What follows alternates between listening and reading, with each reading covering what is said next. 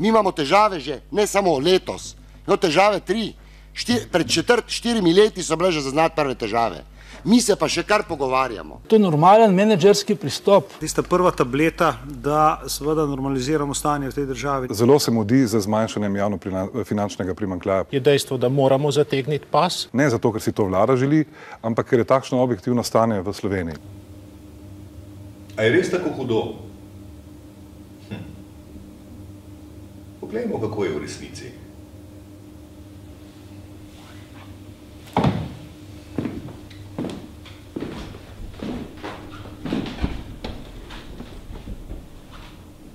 Kaj pravita OECD in Eurostat? Če primerjamo zadolženost Slovenije procentualno glede na bruto domači proizvod z zadolženostjo ostalih članic Evropske unije, vidimo, da je Slovenija več kot 40% pod evropskim povprečjem. Skoraj 49% bruto domačega proizvoda porabimo za javni sektor. To je močno nad evropskim povprečjem in zato se zadolžujemo. Vidimo, da je Slovenija povsem v povprečju Evropske unije. Seveda obstajajo države z nižjim odstotkom bruto domačega proizvoda, ki ga namenjajo javnim storitvam.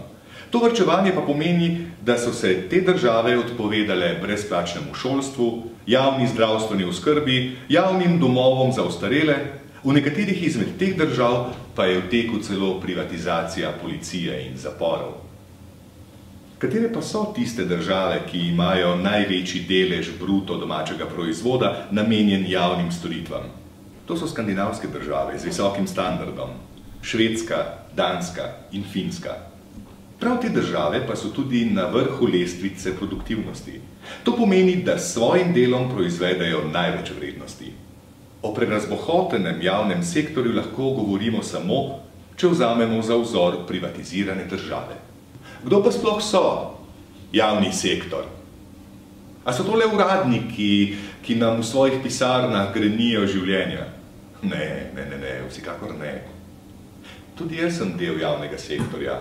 In učitelji, ki učijo vaše otroke, pa medicinske sestre, policisti, knjižničari, smetarji, gasilci, vzgojiteljice, vozniki rešilcev, socialni delavci, logopedi, kirurgi, raziskovalci, kustosi. Varčevanje na tem področju odreže velik del teh storitev. Privatizacija javnih storitev pomeni, da so se te spremenile v dobičkonosne posle, zaradi česar se zmanjša njihova dostopnost.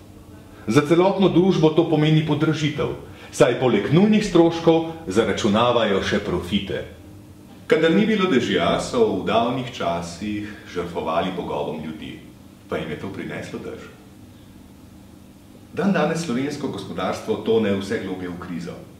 Služb je premalo, nova delovna mesta se ne odpirajo. Privatni sektor je prezadolžen ter ni sposoben podjetniške iniciative in novih investicij. Vlada pa, namesto da bi se lotila odprave ključnih napak, ki so se skozi leta nakopičile v privatnem sektorju, zahteva žrtvovanje javnega sektorja. Le kako nam naj to kakorkoli pomaga iz krize?